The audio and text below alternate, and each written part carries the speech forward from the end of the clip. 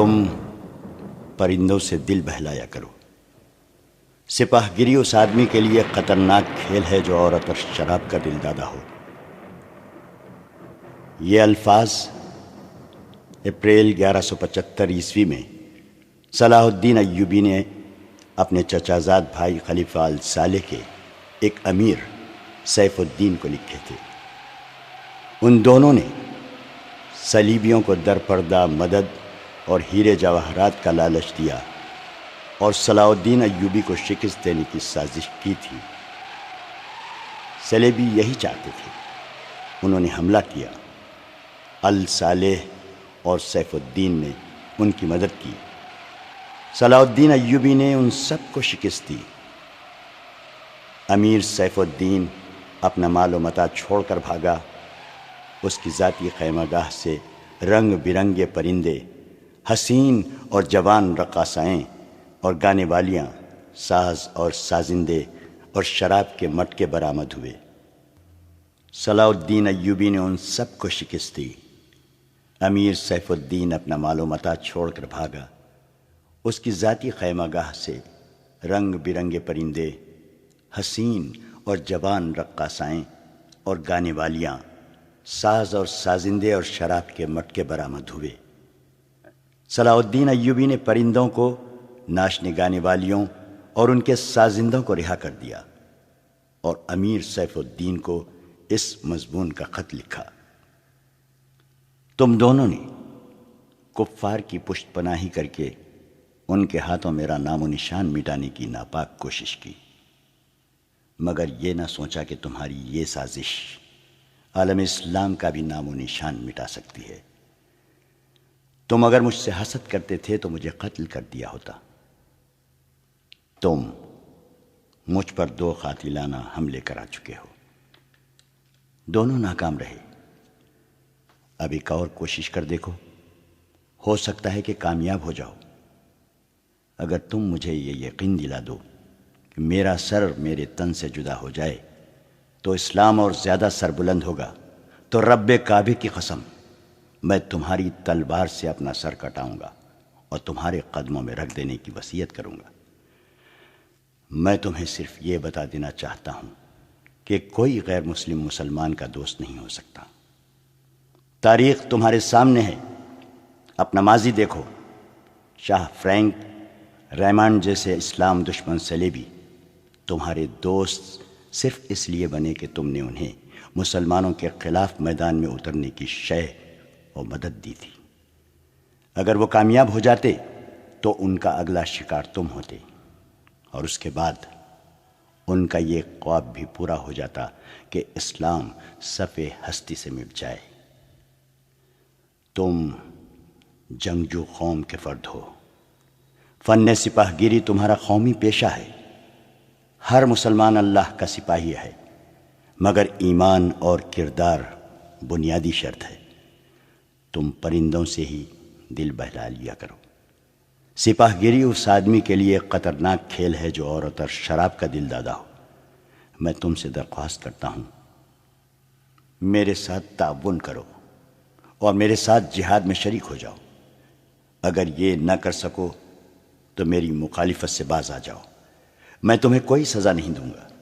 اللہ تمہارے گناہ معاف کرے، آمین۔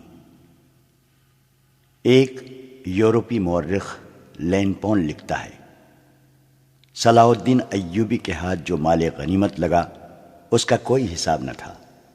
جنگی قیدی بھی بے انداز تھے۔ صلاح الدین ایوبی نے تمام تر مال غنیمت 3 حصوں میں تقسیم کیا۔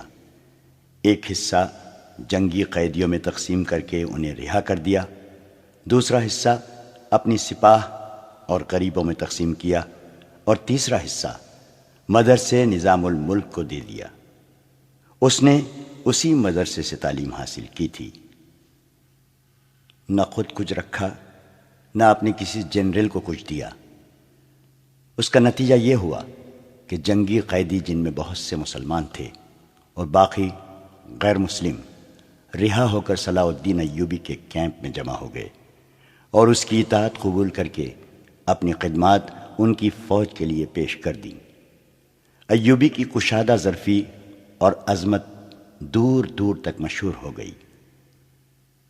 اس سے پہلے حسن بن صباح کے پراسرار فرقے فدائی، جنہیں یورپی مورخوں نے قاتلوں کا گروہ لکھا ہے، صلاح الدین ایوبی پر دوبارہ قاتلانہ حملے کر چکے تھے، لیکن خدائے ذوالجلال کو اپنے اس عظیم مرد مجاہد سے بہت کام لینا تھا۔ دونوں بار ایک معجزہ ہوا کہ اسلام کا یہ محافظ بال بال بچ گیا۔ اس پر تیسرا قاتلانہ حملہ اس وقت ہوا جب وہ اپنے مسلمان بھائیوں اور صلیبیوں کی سازش کی چٹان کو شمشیر سے ریزہ ریزہ کر چکا تھا۔ امیر سیف الدین میدان سے بھاگ گیا تھا، مگر وہ صلاح الدین ایوبی کے خلاف حسد اور کینے سے باز نہ آیا۔ اس نے حسن بن صباح کے قاتل فرقے کی مدد حاصل کر لی۔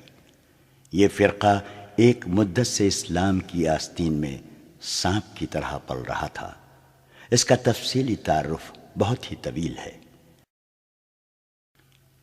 مختصر یہ کہ جس طرح زمین سورج سے الگ ہو کر گناہوں کا گہوارہ بن گئی ہے، اسی طرح حسن بن صباح نام کے ایک آدمی نے اسلام سے الگ ہو کر نبیوں اور پیغمبروں والی عظمت حاصل کرنے کا منصوبہ بنایا۔ وہ اپنے آپ کو مسلمان ہی کہلاتا رہا اور ایسا گروہ بنا لیا جو طلسماتی طریقوں سے لوگوں کو اپنا پیروکار بناتا تھا۔ اس مقصد کے لیے اس گروہ نے نہایت حسین لڑکیاں، نشہ آور جڑی بوٹیاں، ہپنوٹزم اور چرب زبانی جیسے طریقے اختیار کیے۔ بہشت بنائی جس میں جا کر پتھر بھی موم ہو جاتے تھے۔ اپنے مخالفین کو ختم کرنے کے لیے قاتلوں کا ایک گروہ تیار کیا۔ قتل کے طریقے خفیہ اور پراسرار ہوتے تھے۔ اس فرقے کے افراد اس قدر چالاک، ذہین اور نڈر تھے کہ بھیس اور زبان بدل کر بڑے بڑے جنریلوں کے باڈی گارڈ تک بن جاتے تھے، اور جب کوئی پراسرار طریقے سے قتل ہو جاتا تھا تو قاتلوں کا سراغ ہی نہیں ملتا تھا۔ کچھ عرصے بعد یہ فرقہ قاتلوں کا گروہ کے نام سے مشہور ہو گیا۔ یہ لوگ سیاسی قتل کے ماہر تھے، زہر بھی استعمال کرتے تھے جو حسین لڑکیوں کے ہاتھوں شراب میں دیا جاتا تھا۔ بہت مدت تک یہ فرقہ اسی مقصد کے لیے استعمال ہوتا رہا۔ اس کے پیروکار فدائی کہلاتے تھے۔ صلاح الدین ایوبی کو نہ حسین لڑکیوں سے دھوکہ دیا جا سکتا تھا، نہ شراب سے۔ وہ ان دونوں سے نفرت کرتا تھا۔ اسے قتل کرنے کا یہی ایک طریقہ تھا کہ اس پر قاتلانہ حملہ کیا جائے۔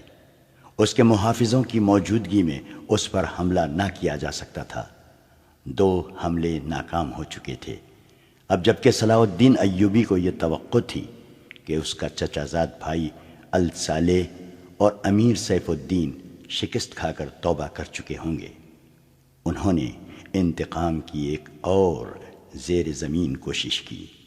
صلاح الدین ایوبی نے اس فتح کا جشن منانے کی بجائے حملے جاری رکھے اور 3 قصبوں کو قبضے میں لے لیا۔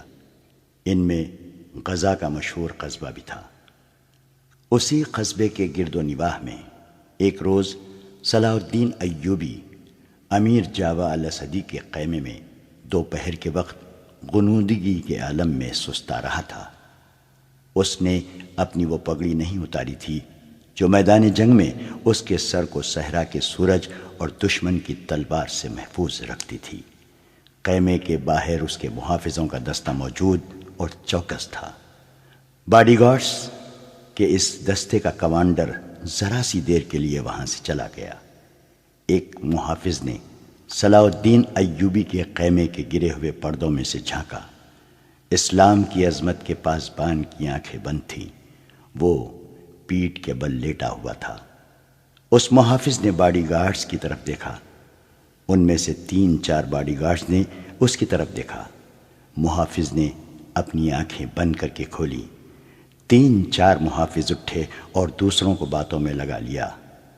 محافظ خیمے میں چلا گیا، کمر بند سے خنجر نکالا، دبے پاؤں چلا اور پھر چیتے کی طرح سوئے ہوئے صلاح الدین ایوبی پر جست لگائی۔ خنجر والا ہاتھ اوپر اٹھا، عین اسی وقت صلاح الدین ایوبی نے کروٹ بدلی۔ یہی نہیں بتایا جا سکتا کہ محافظ خنجر کہاں مارنا چاہتا تھا، دل میں یا سینے میں، مگر ہوا یوں کہ خنجر صلاح الدین ایوبی کی پگڑی کے بالائی حصے میں اتر گیا اور سر سے بال برابر دور رہا۔ پگڑی سر سے اتر گئی۔ صلاح الدین ایوبی بجلی کی تیزی سے اٹھا۔ اسے یہ سمجھنے میں دیر نہ لگی کہ یہ سب کیا ہے۔ اس پر اس سے پہلے ایسے 2 حملے ہو چکے تھے۔ اس نے اس پر بھی حیرت کا اظہار نہ کیا کہ حملہ آور اس کے اپنے باڈی گارڈز کے لباس میں تھا، جسے اس نے خود اپنے باڈی گارڈز کے لیے منتخب کیا تھا۔ اس نے ایک سانس جتنا عرصہ بھی ضائع نہ کیا۔ حملہ آور اس کی پگڑی سے خنجر کھینچ رہا تھا۔ ایوبی سر سے ننگا تھا۔ اس نے حملہ آور کی ٹھوڑی پر پوری طاقت سے گھونسا مارا۔ ہڈی ٹوٹنے کی آواز سنائی دی۔ حملہ آور کا جبڑا ٹوٹ گیا تھا۔ وہ پیچھے کو گرا اور اس کے منہ سے ہیبت ناک آواز نکلی۔ اس کا خنجر صلاح الدین ایوبی کی پگڑی میں رہ گیا تھا۔ ایوبی نے اپنا خنجر نکال لیا۔ اتنے میں 2 محافظ دوڑتے اندر آئے۔ ان کے ہاتھوں میں تلواریں تھیں۔ صلاح الدین ایوبی نے انہیں کہا کہ اسے زندہ پکڑ لو، مگر یہ دونوں محافظ صلاح الدین ایوبی پر ٹوٹ پڑے۔ صلاح الدین ایوبی نے ایک خنجر سے 2 تلواروں کا مقابلہ کیا۔ یہ مقابلہ 1-2 منٹ کا تھا، کیونکہ تمام باڈی گارڈز اندر آ گئے تھے۔ صلاح الدین ایوبی یہ دیکھ کر حیران رہ گیا کہ اس کے باڈی گارڈز 2 حصوں میں تقسیم ہو کر ایک دوسرے کو لہو لہان کر رہے تھے۔ اسے چونکہ معلوم نہیں تھا کہ ان میں اس کا دشمن کون اور دوست کون ہے، وہ اس معرکے میں شریک نہ ہو سکا۔ کچھ دیر بعد جب باڈی گارڈز میں سے چند ایک مارے گئے، کچھ بھاگ گئے اور بعض زخمی ہو کر بے حال ہو گئے، تو انکشاف ہوا کہ اس دستے میں جو صلاح الدین ایوبی کی حفاظت پر مامور تھا، 7 محافظ فدائی تھے جو صلاح الدین ایوبی کو قتل کرنا چاہتے تھے۔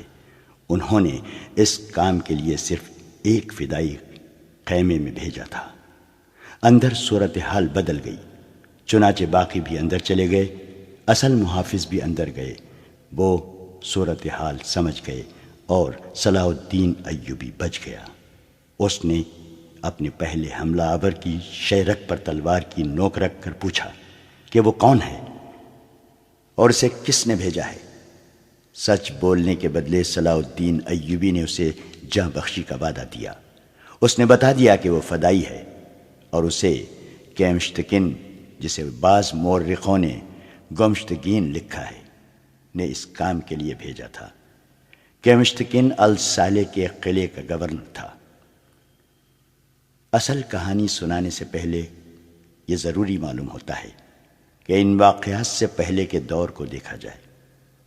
صلاح الدین ایوبی کے نام، اس کی عظمت اور تاریخ اسلام میں اس کے مقام اور کارناموں سے کون واقف نہیں ہے؟ ملت اسلامیہ تو اسے بھول ہی نہیں سکتی۔ مسیحی دنیا بھی اسے ہمیشہ یاد رکھے گی۔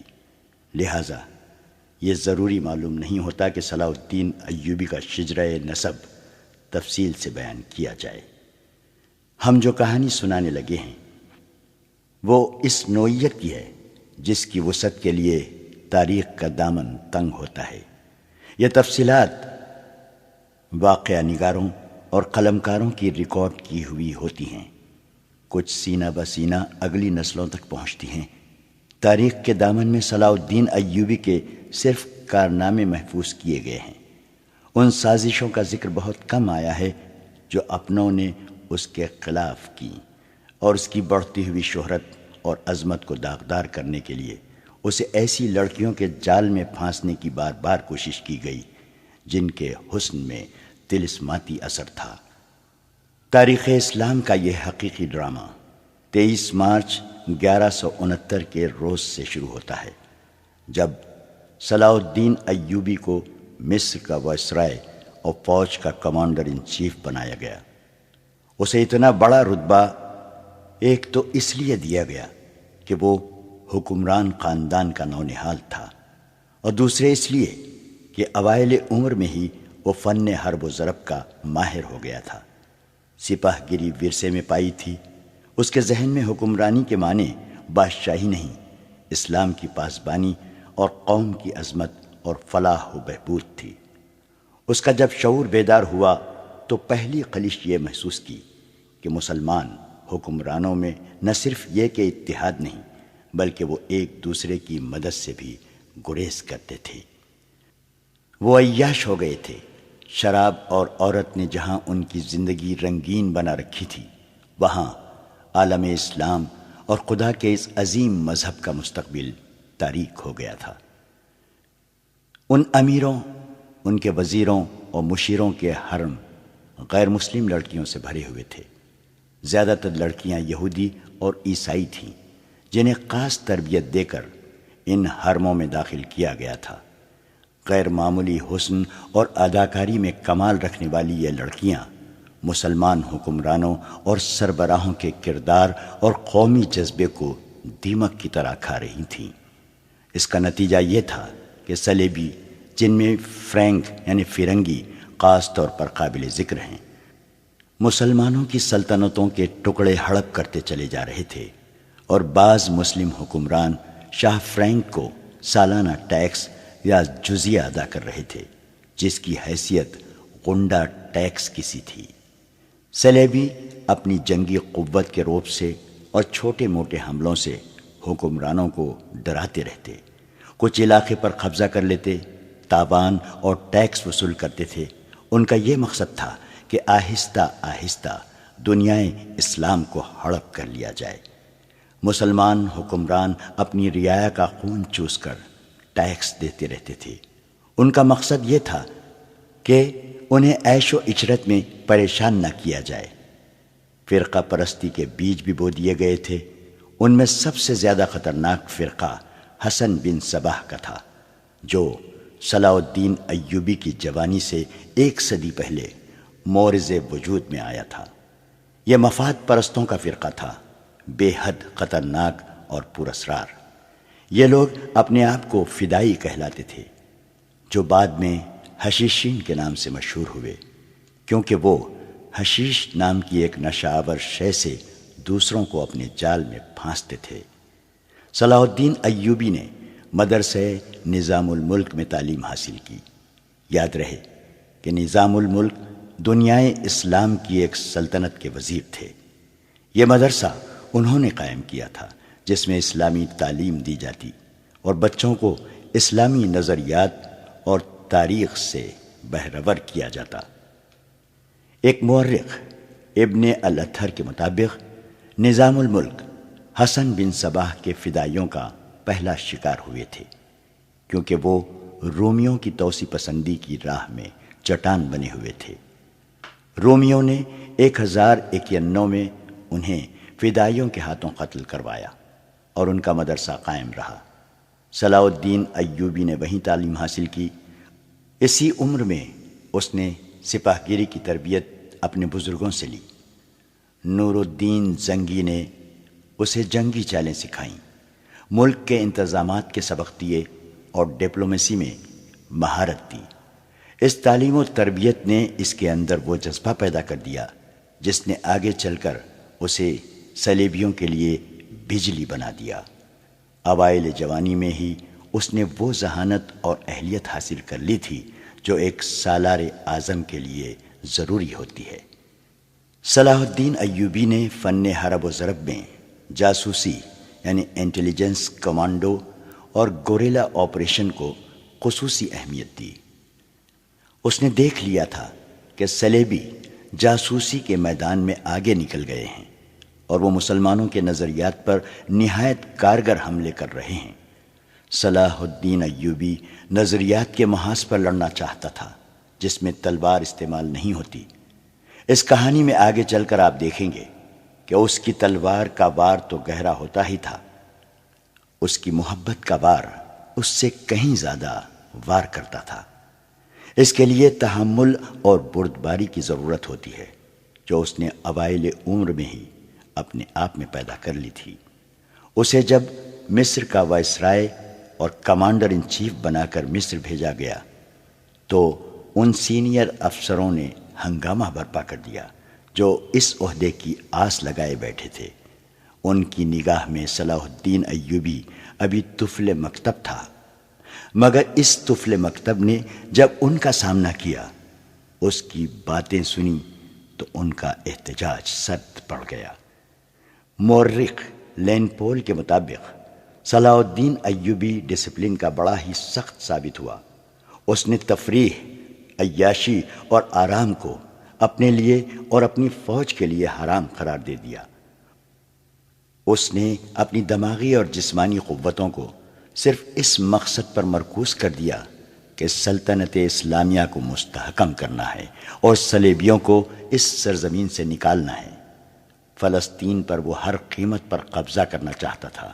اس نے یہی مقاصد اپنی فوج کو دیے۔ مصر کا وائسرائے بن کر اس نے کہا، خدا نے مجھے مصر کی سرزمین دی ہے، اس کی ذات باری مجھے فلسطین بھی ضرور عطا کرے گی۔ مگر مصر پہنچ کر اس پر انکشاف ہوا کہ اس کا مقابلہ صرف صلیبیوں سے نہیں بلکہ اپنے مسلمان بھائیوں نے اس کی راہ میں بڑے بڑے حسین جال بچھا رکھے ہیں، جو صلیبیوں کے عزائم اور جنگی قوت سے زیادہ خطرناک ہیں۔ مصر میں صلاح الدین ایوبی کا استقبال جن زعما نے کیا، ان میں ناجی نام کا ایک سالار خصوصی اہمیت کا حامل تھا۔ ایوبی نے سب کو سر سے پاؤں تک دیکھا۔ اس کے ہونٹوں پر مسکراہٹ اور زبان پر پیار و محبت کی چاشنی تھی۔ بعض پرانے افسروں نے اسے ایسی نگاہوں سے دیکھا جن میں طنز تھی اور تمسخر بھی تھا۔ وہ صلاح الدین ایوبی کے صرف نام سے واقف تھے یا اس کے متعلق یہ جانتے تھے کہ وہ حکمران خاندان کا فرد اور اپنے چچا کا جانشین ہے۔ وہ یہ بھی جانتے تھے کہ نور الدین زنگی کے ساتھ اس کا کیا رشتہ ہے۔ ان کی نگاہوں میں صلاح الدین ایوبی کی اہمیت بس اس کے خاندان کی بدولت تھی، یا اس وجہ سے انہوں نے اسے اہمیت دی کہ وہ مصر کا فوجی وائسرائے بن کر آیا تھا۔ اس کے سوا انہوں نے صلاح الدین ایوبی کو کوئی وقت نہ دی۔ ایک بوڑھے افسر نے اپنے ساتھ کھڑے افسر کے کان میں کہا، بچہ ہے، اسے ہم پالیں گے۔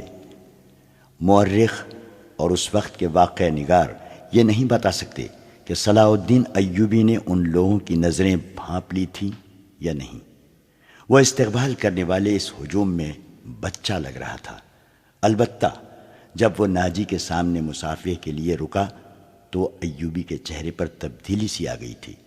وہ ناجی سے ہاتھ ملانا چاہتا تھا، لیکن ناجی جو اس کے باپ کی عمر کا تھا، سب سے پہلے درباری خوشامدیوں کی طرح جھکا، پھر ایوبی سے بغل گیر ہو گیا۔ اس نے ایوبی کی پیشانی چوم کر کہا، میرے خون کا آخری قطرہ بھی تمہاری جان کی حفاظت کے لیے بنے گا۔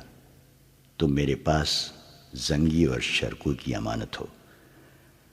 میری جان عظمت اسلام سے زیادہ قیمتی نہیں۔ صلاح الدین ایوبی نے ناجی کا ہاتھ چوم کر کہا، محترم، اپنے خون کا ایک ایک قطرہ سنبھال کر رکھیے، صلیبی سیاہ گھٹاؤں کے مانند چھا رہے ہیں۔ ناجی جواب میں صرف مسکرایا، جیسے صلاح الدین ایوبی نے کوئی لطیفہ سنایا ہو۔ صلاح الدین ایوبی اس تجربے کار سالار کی مسکراہٹ کو غالباً نہیں سمجھ سکا۔ ناجی فاطمی خلافت کا پروردہ سالار تھا۔ وہ مصر میں باڈی گارڈز کا کمانڈر تھا، جس کی نفری 50,000 تھی اور ساری کی ساری نفری سوڈانی تھی۔ یہ فوج اس دور کے جدید ہتھیاروں سے مسلح تھی، اور یہ فوج ناجی کا ہتھیار بن گئی تھی، جس کے زور پر وہ بے تاج بادشاہ بنا بیٹھا تھا۔ وہ سازشوں اور مفاد پرستی کا دور تھا۔ اسلامی دنیا کی مرکزیت ختم ہو چکی تھی۔ صلیبیوں کی بھی نہایت دلکش تخریب کاریاں شروع ہو چکی تھیں۔ زر پرستی اور طیش کا دورہ تھا۔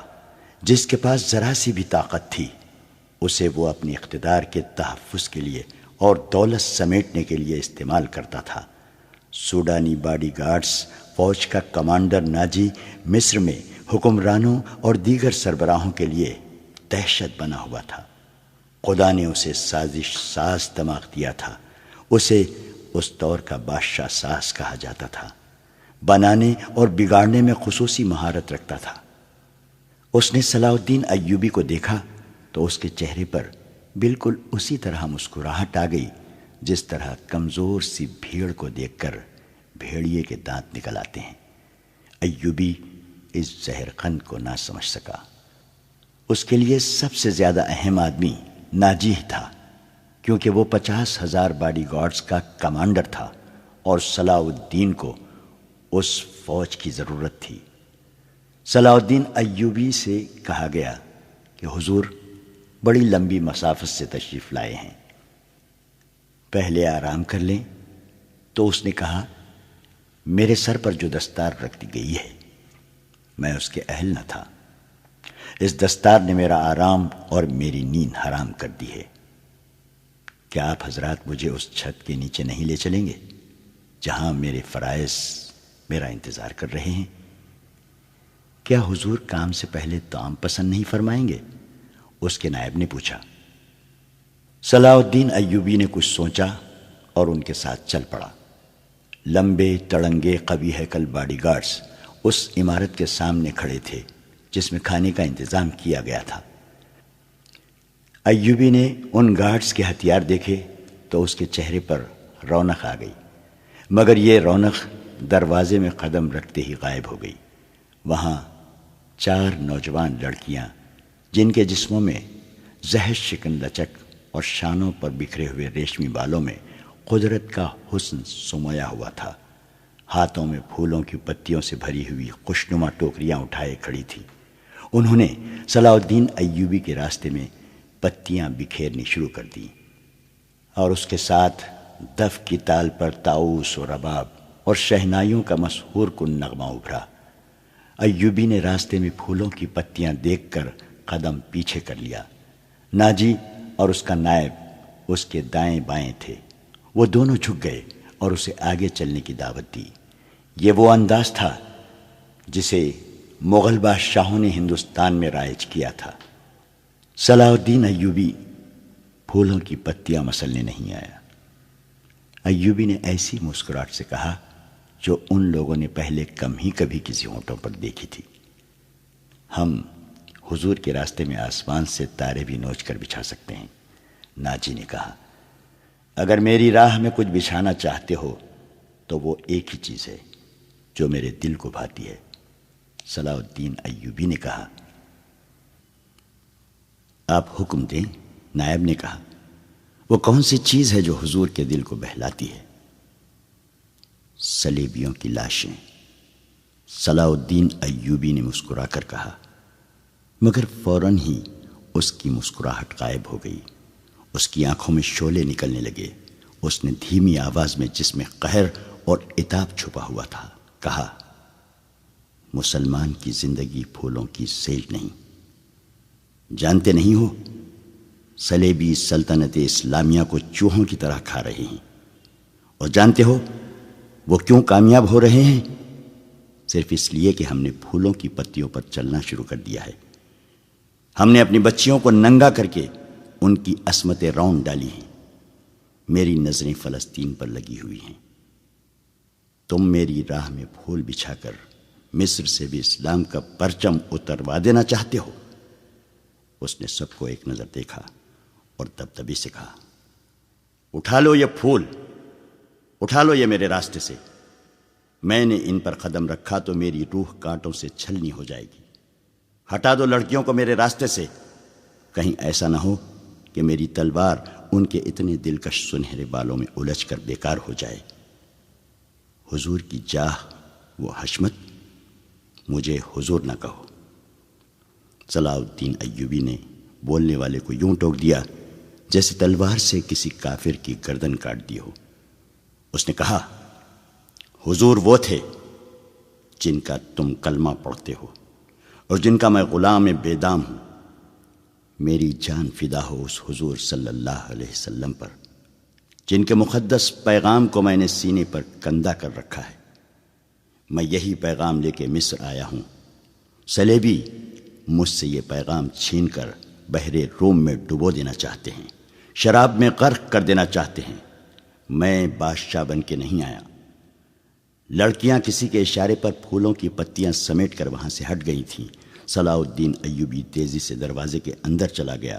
ایک وسیع کمرہ تھا، اس میں ایک لمبی میز رکھی تھی جس پر رنگ برنگے پھول بکھرے ہوئے تھے، اور ان کے درمیان روسٹ کیے ہوئے بکروں کے بڑے بڑے ٹکڑے، سالم مرغ اور جانے کیسے کیسے کھانے سجے ہوئے تھے۔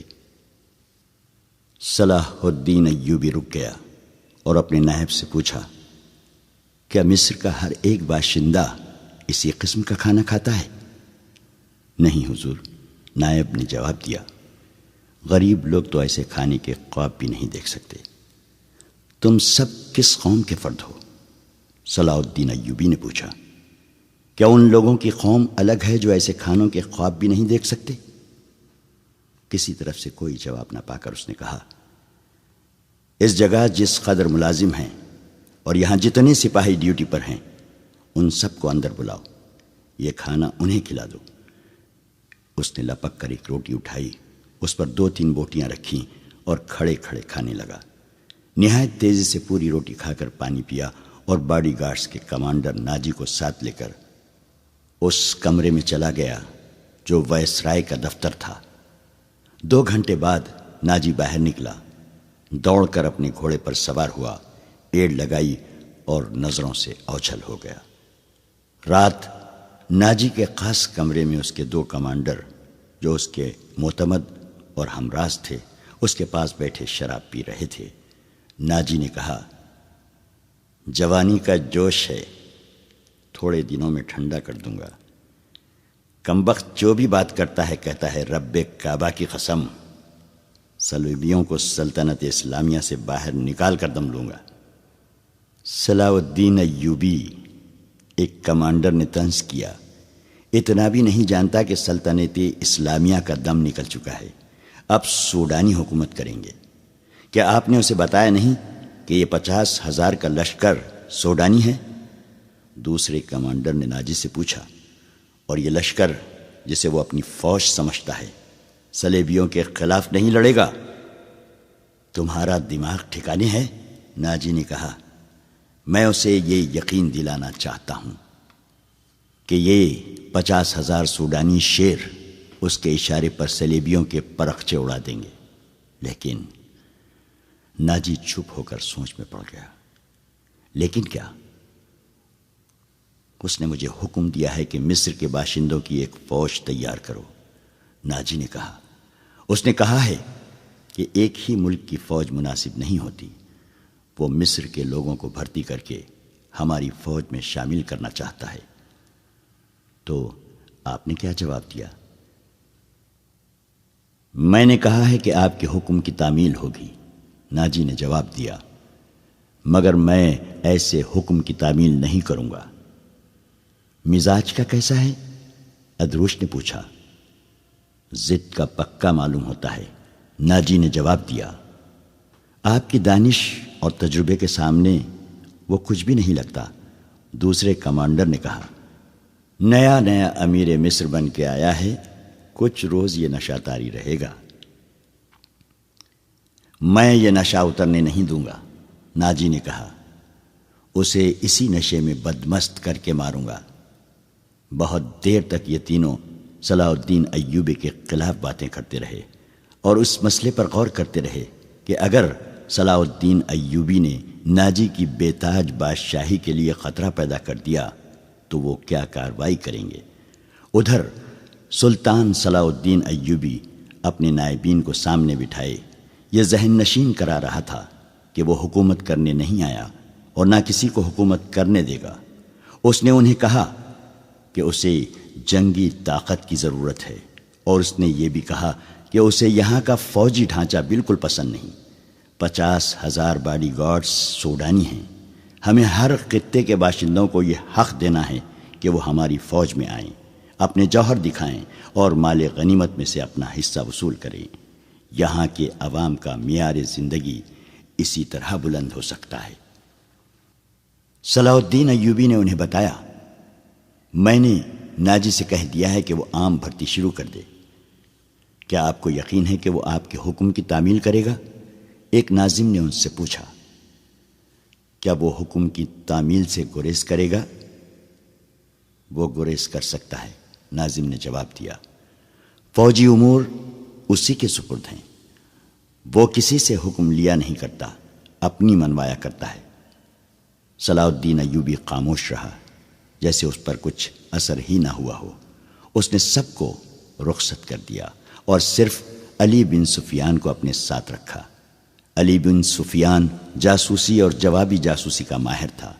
اسے صلاح الدین ایوبی بغداد سے اپنے ساتھ لایا تھا۔ وہ ادھیڑ عمر کا آدمی تھا، اداکاری، چرب زبانی اور بھیس بدلنے میں مہارت رکھتا تھا۔ جنگوں میں اس نے جاسوسی بھی کی تھی اور جاسوسوں کو پکڑا بھی تھا۔ اس کا اپنا گروہ تھا جو آسمان سے تارے بھی توڑ لاتا تھا۔ صلاح الدین ایوبی کو جاسوسی کی اہمیت سے واقفیت تھی۔ فنی مہارت کے علاوہ علی میں وہی جذبہ تھا جو صلاح الدین ایوبی میں تھا۔ تم نے سنا علی؟ صلاح الدین نے کہا۔ یہ لوگ کہہ گئے ہیں کہ ناجی کسی سے حکم لیا نہیں کرتا، اپنی منوایا کرتا ہے۔ ہاں، علی نے جواب دیا، میں نے سن لیا ہے۔ اگر میں چہرے پہچاننے میں غلطی نہیں کرتا تو میری رائے میں باڈی گارڈز کا یہ کمانڈر جس کا نام ناجی ہے، ناپاک ذہنیت کا انسان ہے۔ اس کے متعلق میں پہلے سے بھی کچھ جانتا ہوں۔ یہ فوج جو ہمارے خزانے سے تنخواہ لیتی ہے، دراصل ناجی کی ذاتی فوج ہے۔ اس نے حکومتی حلقوں میں ایسی سازشیں کی ہیں جنہوں نے انتظامی ڈھانچے کو بے حد کمزور کر دیا ہے۔ آپ کا یہ فیصلہ بالکل بجا ہے کہ فوج میں یہاں کے ہر خطے کے سپاہی ہونے چاہیے۔ میں آپ کو تفصیلی معلومات فراہم کروں گا۔ مجھے شک ہے کہ سوڈانی فوج ناجی کی وفادار ہے، ہماری نہیں۔ آپ کو اس فوج کی تربیت اور تنظیم بدلنی پڑے گی یا ناجی کو سبکدوش کرنا پڑے گا۔ میں اپنی صفوں میں ہی اپنے دشمن پیدا نہیں کرنا چاہتا، صلاح الدین ایوبی نے کہا۔ ناجی گھر کا بھیدی ہے، اسے سبکدوش کر کے اپنا دشمن بنا لینا دانشمندی نہیں۔ ہماری تلوار غیروں کے لیے ہے، اپنوں کا خون بہانے کے لیے نہیں۔ میں ناجی کی ذہنیت کو پیار اور محبت سے بدل سکتا ہوں۔ تم اس فوج کی ذہنیت معلوم کرنے کی کوشش کرو اور مجھے صحیح اطلاع دو کہ فوج کہاں تک ہماری وفادار ہے۔ مگر ناجی اتنا کچا آدمی نہیں تھا۔ اس کی ذہنیت پیار اور محبت کے بکھیڑوں سے آزاد تھی۔ اسے اگر پیار تھا تو اپنی اقتدار اور شیطانیت کے ساتھ تھا۔ اس لحاظ سے وہ پتھر تھا، مگر جسے اپنے جال میں پھنسانا چاہتا اس کے سامنے موم ہو جاتا تھا۔ اس نے صلاح الدین ایوبی کے ساتھ یہی رویہ اختیار کیا۔ اس کے سامنے وہ بیٹھتا نہیں تھا، ہاں میں ہاں ملاتا چلا جاتا تھا۔ اس نے مصر کے مختلف خطوں سے ایوبی کے حکم کے مطابق فوج کے لیے بھرتی شروع کر دی تھی، حالانکہ یہ کام اس کی مرضی کے خلاف تھا۔ دن گزرتے جا رہے تھے، صلاح الدین ایوبی اسے کچھ پسند کرنے لگا تھا۔ ناجی نے اسے یقین دلایا تھا کہ سوڈانی باڈی گارڈ فوج حکم کی منتظر ہے اور یہ قوم کی توقعات پر پوری اترے گی۔ ناجی صلاح الدین ایوبی کو 2-3 مرتبہ کہہ چکا تھا کہ وہ باڈی گارڈز کی طرف سے اسے دعوت دینا چاہتا ہے اور فوج اس کے اعزاز میں جشن منانے کے لیے بےتاب ہے، لیکن صلاح الدین ایوبی مصروفیت کی وجہ سے یہ دعوت قبول نہیں کر سکا تھا۔ رات کا وقت تھا۔ ناجی اپنے کمرے میں اپنے 2 معتمد جونیئر کمانڈروں کے ساتھ بیٹھا شراب پی رہا تھا۔ 2 ناچنے والیاں سازوں کی ہلکی ہلکی موسیقی پر مستی میں آئی ہوئی ناگنوں کی طرح مسحور کن اداؤں سے رقص کر رہی تھیں۔ ان کے پاؤں میں گھنگرو نہیں تھے، ان کے جسموں پر کپڑے صرف اسی قدر تھے کہ ان کے سطر ڈھکے ہوئے تھے۔ اس رقص میں قمار کا تاثر تھا۔ دربان اندر آیا اور ناجی کے کان میں کچھ کہا۔ ناجی جب شراب اور رقص میں محو ہوتا تھا تو کوئی مقل ہونے کی جرت نہیں کر سکتا تھا۔ صرف دربان کو معلوم تھا کہ وہ کون سا ضروری کام ہے جس کی خاطر ناجی عیش و طرب کی محفل سے اٹھا کرتا ہے، ورنہ وہ اندر آنے کی جرت نہ کرتا۔ اس کی بات سنتے ہی ناجی باہر نکل گیا اور دربان اسے دوسرے کمرے میں لے گیا۔ وہاں سوڈانی لباس میں ملبوس ایک ادھیڑ عمر آدمی بیٹھا تھا۔ اس کے ساتھ ایک جوان لڑکی تھی۔ ناجی کو دیکھ کر وہ اٹھی۔ ناجی اس کے چہرے اور خط کاٹ کی دلکشی دیکھ کر ٹھٹک گیا۔ وہ عورتوں کا شکاری تھا۔ اسے عورتیں صرف اپنی عیاشی کے لیے درکار نہیں ہوتی تھیں، ان سے وہ اور بھی کئی کام لیا کرتا تھا، جن میں ایک یہ تھا کہ وہ نہایت خوبصورت اور عیار لڑکیوں کے ذریعے بڑے بڑے افسروں کو اپنی مٹھی میں رکھتا تھا، اور ایک کام یہ بھی تھا کہ وہ انہیں امیروں وزیروں کو بلیک میل کرنے کے لیے استعمال کرتا تھا، اور ان سے وہ جاسوسی بھی کراتا تھا۔ جس طرح قصاب جانور کو دیکھ کر بتا دیتا ہے کہ اس کا گوشت کیسا ہے، اسی طرح ناجی لڑکی کو دیکھ کر اندازہ کر لیا کرتا تھا کہ وہ کس کام کے لیے موزوں ہے۔ لڑکیوں کے بیوپاری اور بردہ فروش اکثر ناجی کے پاس مال لاتے رہتے تھے۔ یہ آدمی بھی ایسے ہی بیوپاریوں میں سے لگتا تھا۔ لڑکی کے متعلق اس نے بتایا کہ تجربے کار ہے، ناچ بھی سکتی ہے، اور پتھر کو زبان کے میٹھے زہر سے پانی میں تبدیل کر سکتی ہے۔ ناجی نے اس کا تفصیلی انٹرویو لیا۔ وہ اس فن کا ماہر تھا۔ اس کے مطابق اس نے لڑکی کا امتحان لیا اور اس نے یہ رائے قائم کی کہ جس کام کے لیے وہ ایک اور لڑکی کو تیار کر رہا تھا، اس کے لیے یہ لڑکی تھوڑی سی ٹریننگ کے بعد موزوں ہو سکتی ہے۔ سودا طے ہو گیا۔ بیوپاری قیمت وصول کر کے چلا گیا۔ ناجی لڑکی کو اس کمرے میں لے گیا جہاں اس کے دو ساتھی رقص اور شراب سے دل بہلا رہے تھے۔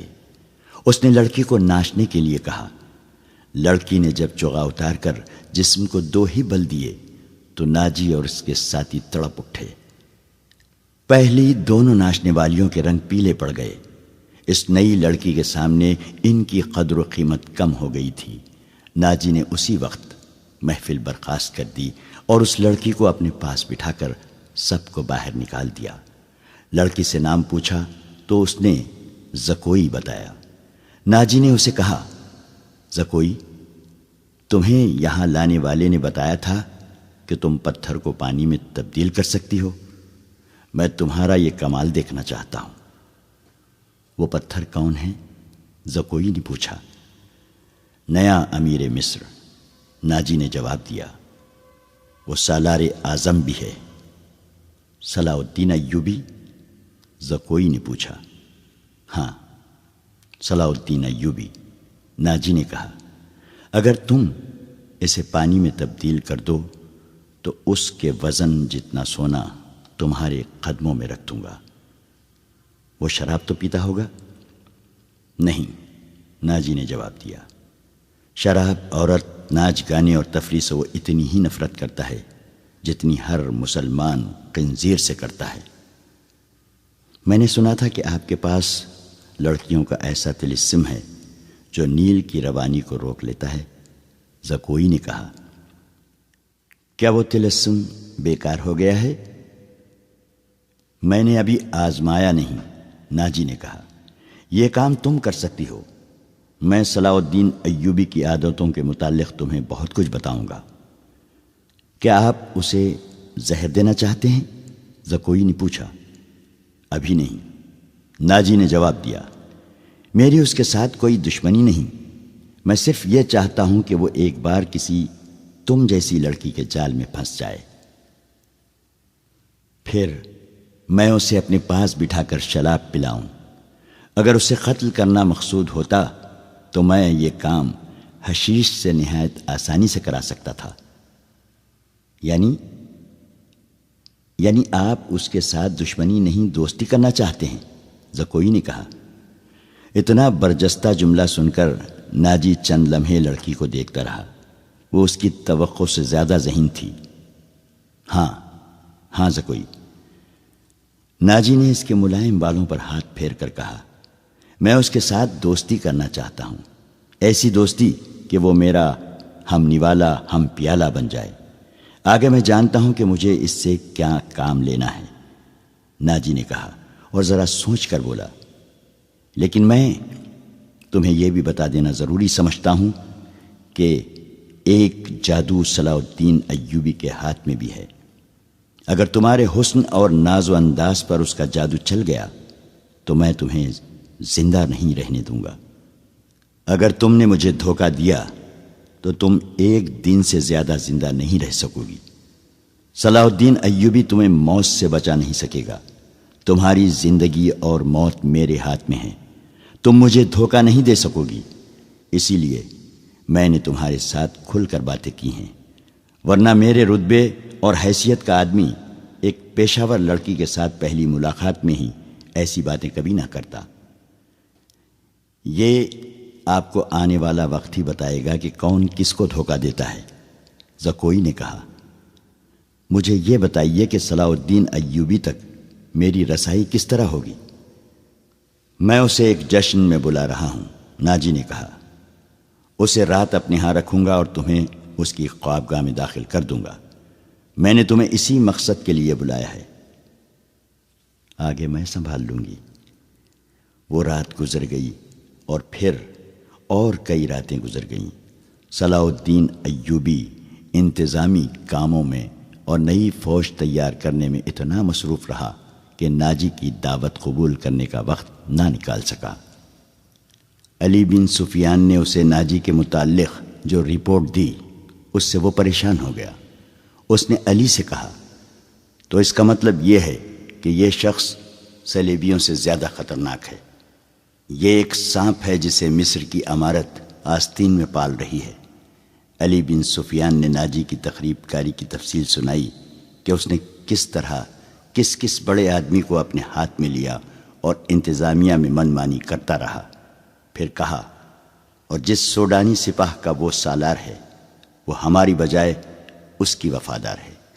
کیا آپ اس کا کوئی علاج سوچ سکتے ہیں؟ صرف سوچ ہی نہیں سکتا، صلاح الدین ایوبی نے جواب دیا۔ علاج شروع کر چکا ہوں۔ مصر سے جو سپاہ بھرتی کی جا رہی ہے اسے میں سوڈانی محافظوں میں گٹ مٹ کر دوں گا۔ پھر یہ فوج سوڈانی ہوگی نہ مصری۔ ناجی کی یہ طاقت بکھر کر ہماری فوج میں جذب ہو جائے گی۔ ناجی کو میں اس کے صحیح ٹھکانے پر لے آؤں گا، اور میں یہ بھی وثوق سے کہہ سکتا ہوں کہ اس نے صلیبیوں کے ساتھ جو گڑھ جوڑ کر رکھا ہے۔ علی بن سفیان نے کہا، آپ سلطنت اسلامیہ کو ایک مضبوط مرکز پر لا کر اسلام کو وسعت دینا چاہتے ہیں، مگر ناجی آپ کے خواب کو دیوانے کا خواب بنا رہا ہے۔ تم اس سلسلے میں کیا کر رہے ہو؟ یہ مجھ پر چھوڑے، علی بن سفیان نے جواب دیا۔ میں جو کچھ کروں گا وہ آپ کو ساتھ ساتھ بتاتا رہوں گا، آپ مطمئن رہیں۔ میں نے اس کے گرد جاسوسوں کی ایک ایسی دیوار چن دی ہے جس کی آنکھیں بھی ہیں، کان بھی ہیں، اور یہ دیوار متحرک ہے۔ یوں سمجھ لیں کہ میں نے اسے اپنے جاسوسی کے قلعے میں قید کر لیا ہے۔ صلاح الدین ایوبی کو علی بن سفیان پر اس قدر اعتماد تھا کہ اس سے اس کی درپردہ کارروائی کی تفصیل نہ پوچھی۔ علی نے اس سے پوچھا، معلوم ہوا ہے کہ وہ آپ کو جشن پر مدعو کر رہا ہے؟ اگر یہ بات صحیح ہے تو اس کی دعوت اس وقت قبول کیجیے گا جب میں آپ کو بتاؤں گا۔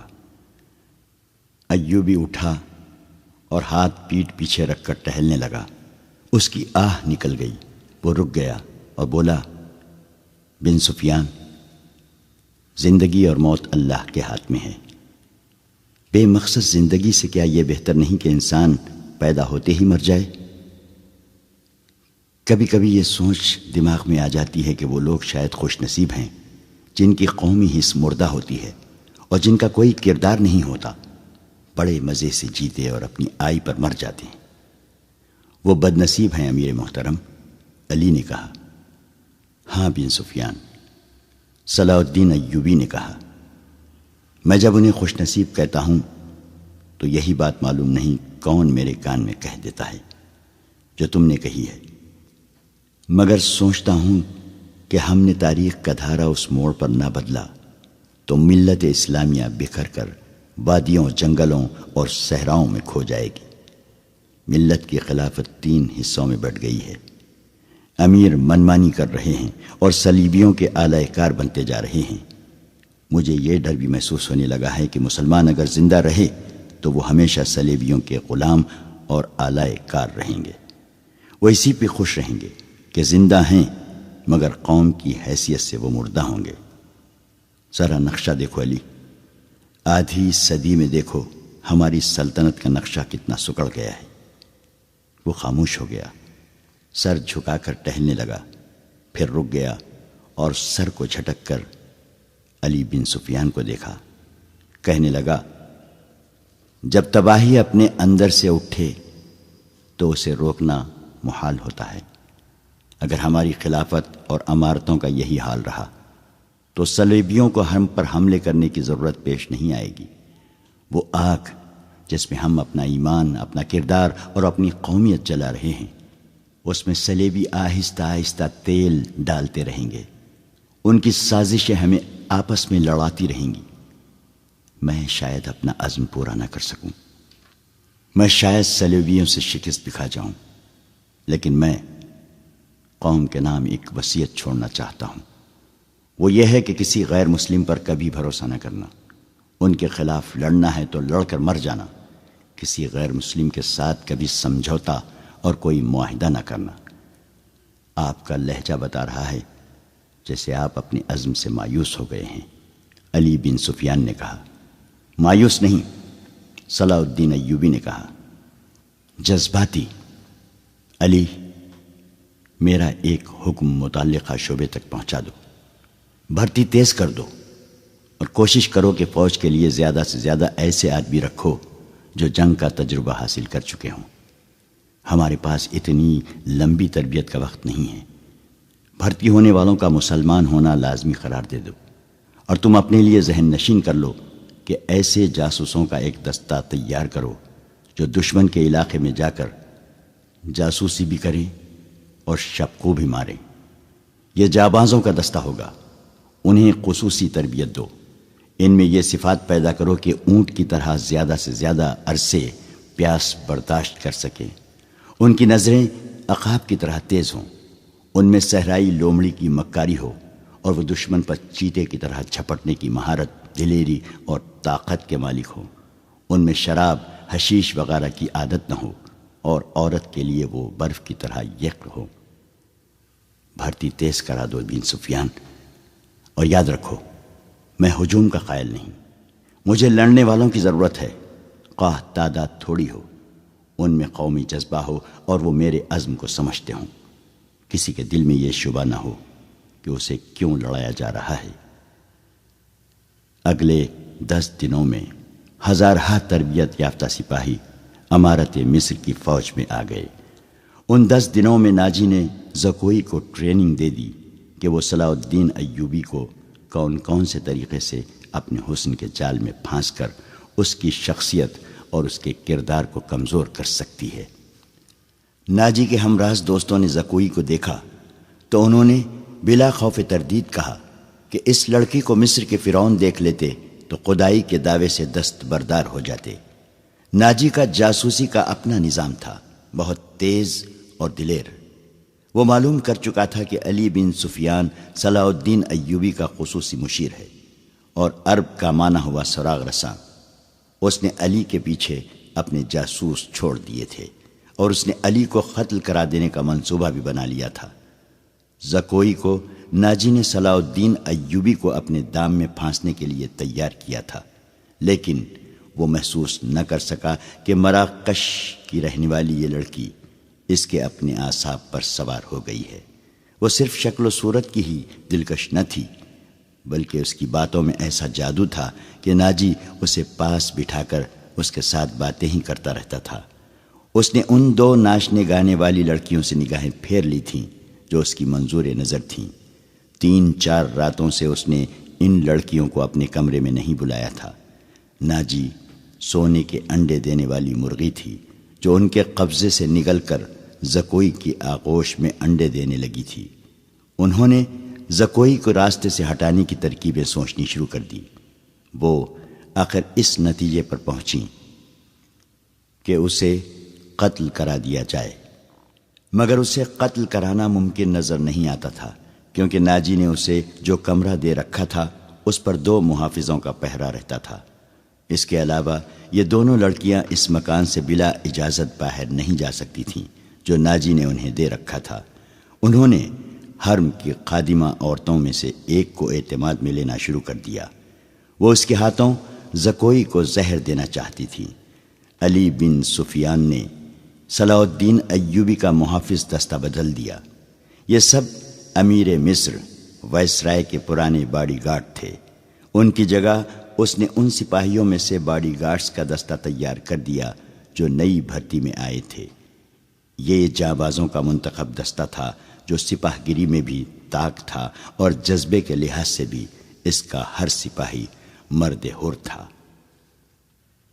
ناجی کو یہ تبدیلی بالکل پسند نہیں تھی، لیکن اس نے صلاح الدین ایوبی کے سامنے اس تبدیلی کی بے حد تعریف کی اور اس کے ساتھ ہی درخواست کی کہ صلاح الدین ایوبی اس کی دعوت قبول کر لے۔ ایوبی نے اسے جواب دیا کہ وہ 1 آدھ دن میں اسے بتائے گا کہ وہ کب دعوت قبول کر سکے گا۔ اس کے جانے کے بعد صلاح الدین ایوبی نے علی بن سفیان سے مشورہ لیا کہ وہ دعوت پر کب جائے۔ علی نے اسے مشورہ دیا کہ اب وہ کسی بھی روز دعوت قبول کر لے۔ دوسرے ہی دن صلاح الدین ایوبی نے ناجی کو بتایا کہ وہ کسی بھی رات دعوت پر آ سکتا ہے۔ ناجی نے 3 روز بعد کی دعوت دی اور بتایا کہ یہ دعوت کم اور جشن زیادہ ہوگا، اور یہ جشن شہر سے دور صحرا میں مشعلوں کی روشنی میں منایا جائے گا۔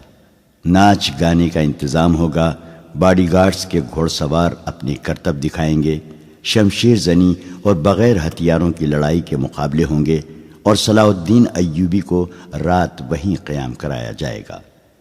رہائش کے لیے خیمے نصب ہوں گے۔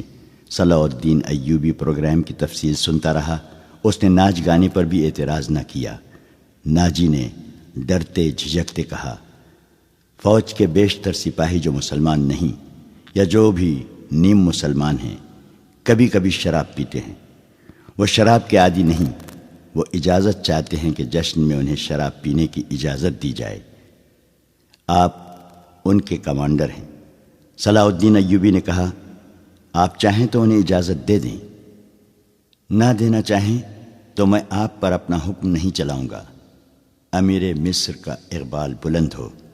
ناجی نے غلاموں کی طرح کہا، میں کون ہوتا ہوں اس کام کی اجازت دینے والا جس کو آپ سخت ناپسند کرتے ہیں؟ انہیں اجازت دے دیں کہ جشن کی رات ہنگامہ آرائی اور بدکاری کے سوا سب کچھ کر سکتے ہیں۔ صلاح الدین ایوبی نے کہا، اگر شراب پی کر کسی نے ہلہ گلہ کیا تو اسے سخت سزا دی جائے گی۔ یہ خبر جب صلاح الدین ایوبی کے اسٹاف تک پہنچی کہ ناجی صلاح الدین ایوبی کے اعزاز میں جو جشن منعقد کر رہا ہے اس میں ناچ گانا ہوگا اور شراب بھی پی جائے گی، اور صلاح الدین ایوبی نے اس جشن کی دعوت ان خرافات کے باوجود قبول کر لی ہے، تو سب حیرت سے ایک دوسرے کا منہ دیکھنے لگے۔ کسی نے کہا کہ ناجی جھوٹ بولتا ہے، وہ دوسروں پر اپنا رعب ڈالنا چاہتا ہے، اور کسی نے یہ رائے دی کہ ناجی کا جادو صلاح الدین ایوبی پر بھی چل گیا ہے۔ یہ رائے ان سربراہوں کو پسند آئی جو ناجی کے ہم نوالا اور ہم پیالہ تھے۔ صلاح الدین ایوبی نے چارج لیتے ہی ان کے لیے عیش و عشرت، شراب نوشی اور بدکاری جرم قرار دے دی تھی۔ اس نے ایسا سخت ڈسپلن رائج کر دیا تھا کہ کسی کو بھی پہلے کی طرح فرائض سے کوتاہی کی جرت نہیں ہوتی تھی۔ وہ اس پر خوش تھے کہ آج نئے امیر مصر نے کسی دعوت میں شراب اور رقص کی اجازت دے دی ہے، تو کل پرسوں وہ خود بھی ان رنگینیوں کا رسیہ ہو جائے گا۔ صرف علی بن سفیان تھا جسے معلوم تھا کہ صلاح الدین ایوبی نے خرافات کی اجازت کیوں دی ہے۔ جشن کی شام آ گئی۔ ایک تو چاندنی رات تھی۔ صحرا کی چاندنی اتنی شفاف ہوتی ہے کہ ریت کے ذرے بھی نظر آ جاتے ہیں۔ دوسرے ہزارہا مشعلوں نے وہاں صحرا کی رات کو دن بنا دیا تھا۔ باڈی گارڈز کا ہجوم تھا جو ایک وسیع میدان کے گرد دیواروں کی طرح کھڑا تھا۔ ایک طرف صلاح الدین ایوبی کے بیٹھنے کے لیے جو مسند رکھی گئی تھی وہ کسی بہت بڑے بادشاہ کا تخت معلوم ہوتی تھی۔ اس کے دائیں بائیں بڑے رتبوں کے مہمانوں کی نشستیں تھیں۔ اس وسیع و عریض تماشا گاہ سے تھوڑی دور مہمانوں کے لیے نہایت خوبصورت خیمے نصب تھے۔ ان سے ہٹ کر ایک بڑا خیمہ صلاح الدین ایوبی کے لیے نصب کیا گیا تھا، جہاں اسے رات بسر کرنی تھی۔ علی بن سفیان نے سورج غروب ہونے سے پہلے وہاں جا کر اس خیمے کے ارد گرد محافظ کھڑے کر دیے تھے۔ جب علی بن سفیان وہاں محافظ کھڑے کر رہا تھا، ناجی زکوئی کو آخری ہدایات دے رہا تھا۔ اس شام زکوئی کا حسن کچھ زیادہ ہی نکھر آیا تھا۔ اس کے جسم سے ایسے عطر کی بھینی بھینی بو اٹھ رہی تھی جس میں سحر کا تاثر تھا۔ اس نے بال اوریاں کندھوں پر پھیلا دیے تھے۔ سفید کندھوں پر سیاہی مائل بھورے بال زاہدوں کی نظروں کو گرفتار کرتے تھے۔ اس کا لباس اس قدر باریک تھا کہ اس کے جسم کے تمام نشیب و فراز صاف نظر آتے تھے۔ اس کے ہونٹوں پر قدرتی تبسم ادھ کھلی کلی کی مانند تھا۔ ناجی نے اسے سر سے پاؤں تک دیکھا اور کہا، صلاح الدین ایوبی پر تمہارے جسمانی حسن کا شاید اثر نہ ہو، اپنی زبان استعمال کرنا۔ وہ سبق بھولنا نہیں جو میں اتنے دنوں سے تمہیں پڑھا رہا ہوں، اور یہ بھی نہ بھولنا کہ اس کے پاس جا کر اس کی لونڈی نہ بن جانا، انجیر کا وہ پھول بن جانا جو درخت کی چوٹی پر نظر آتا ہے مگر درخت پر چڑھ کر دیکھو تو غائب ہو جاتا ہے۔ اسے اپنے قدموں میں بٹھا لینا۔ میں تمہیں یقین دلاتا ہوں کہ تم اس پتھر کو پانی میں تبدیل کر لو گی۔ اسی سرزمین میں کلیوپاترا نے سیزر جیسے مرداہن کو اپنے حسن و جوانی سے پگھلا کر مصر کی ریت میں بہا دیا تھا۔ کلیوپاترا تم سے زیادہ خوبصورت نہیں تھی۔ میں نے تمہیں جو سبق دیے ہیں وہ کلیوپاترا کی چالیں تھی۔ عورت کی یہ چالیں کبھی ناکام نہیں ہو سکتی۔ زکوئی مسکرا رہی تھی اور بڑے غور سے سن رہی تھی۔ مصر کی ریت نے ایک اور کلیوپاترا کو حسین ناگن کی طرح جنم دیا تھا۔ مصر کی تاریخ اپنے آپ کو دہرانے والی تھی۔ سورج غروب ہو گیا تو مشعلیں جل اٹھیں۔ صلاح الدین ایوبی گھوڑے پر سوار آ گیا۔ اس کی دائیں بائیں اور آگے اور پیچھے اس کے ان محافظوں کے گھوڑے تھے جو علی بن سفیان نے منتخب کیے تھے۔ اسی دستے میں سے اس نے 10 محافظ شام سے پہلے ہی یہاں لا کر صلاح الدین ایوبی کے خیمے کے گرد کھڑے کر دیے تھے۔ سازوں نے دف کی آفاس پر استقبالیہ دھن بجائی اور صحرا امیر مصر صلاح الدین ایوبی زندہ باد کے نعروں سے گونجنے لگا۔ ناجی نے آگے بڑھ کر استقبال کیا اور کہا، آپ کے جانثار عظمت اسلام کے پاسبان آپ کو بصر و چشم خوش آمدید کہتے ہیں۔ ان کی بے تابیاں اور بے قراریاں دیکھیے، آپ کے اشارے پر کٹ مریں گے، اور خوش آمد کے لیے اسے جتنے الفاظ یاد آئے اس نے کہہ ڈالے۔ جو ہی صلاح الدین ایوبی اپنی شاہانہ نشست پر بیٹھا، سر پر دوڑتے گھوڑوں کی ٹاپوں کی آوازیں سنائی دی۔ گھوڑے جب مشعلوں کی روشنی میں آئے تو سب نے دیکھا کہ 4 گھوڑے دائیں سے اور 4 بائیں سے دوڑے آ رہے تھے۔ ہر ایک پر ایک ایک سوار تھا۔ ان کے پاس ہتھیار نہیں تھے۔ وہ ایک دوسرے کے آمنے سامنے آ رہے تھے۔ صاف ظاہر تھا کہ وہ ٹکرا جائیں گے۔ کسی کو معلوم نہیں تھا کہ وہ کیا کریں گے۔ وہ ایک دوسرے کے قریب آئے تو دونوں فریقوں کے سوار رکابوں میں پاؤں جما کر کھڑے ہو گئے۔ پھر انہوں نے نگاہیں ایک ایک ہاتھ میں کر لی اور دوسرے بازو پھیلا دیے۔ دونوں اطراف کے گھوڑے بالکل آمنے سامنے آ گئے اور سواروں کی دونوں پارٹیاں ایک دوسری سے الجھ گئیں۔ سواروں نے ایک دوسرے کو پکڑنے اور گھوڑے سے گرانے کی کوشش کی۔ جب گھوڑے آگے نکل گئے تو 2 سوار جو گھوڑوں سے گر پڑے تھے ریت پر قلع بازیاں کھا رہے تھے۔ ایک طرف کے ایک سوار نے دوسری طرف کے ایک سوار کو ایک بازو میں جکڑ کر اسے گھوڑے سے اٹھا لیا تھا اور اسے اپنے گھوڑے پر ڈال کر لے جا رہا تھا۔ ہجوم نے اس قدر شور بپا کیا کہ اپنی آواز اپنے آپ کو بھی نہیں سنائی دیتی تھی۔ یہ سوار اندھیرے میں غائب ہوئے تو دونوں طرف سے 4 اور گھوڑے آئے اور اسی طرح مقابلہ ہوا۔ اس طرح 8 مقابلے ہوئے اور اس کے بعد شتر سوار آئے۔ پھر گھوڑ سواروں اور شتر سواروں نے سواری کے متعدد کرتب دکھائے۔ اس کے بعد تیغ زنی اور بغیر ہتھیاروں کی لڑائی کے مظاہرے ہوئے، جن میں کئی ایک سپاہی زخمی ہو گئے۔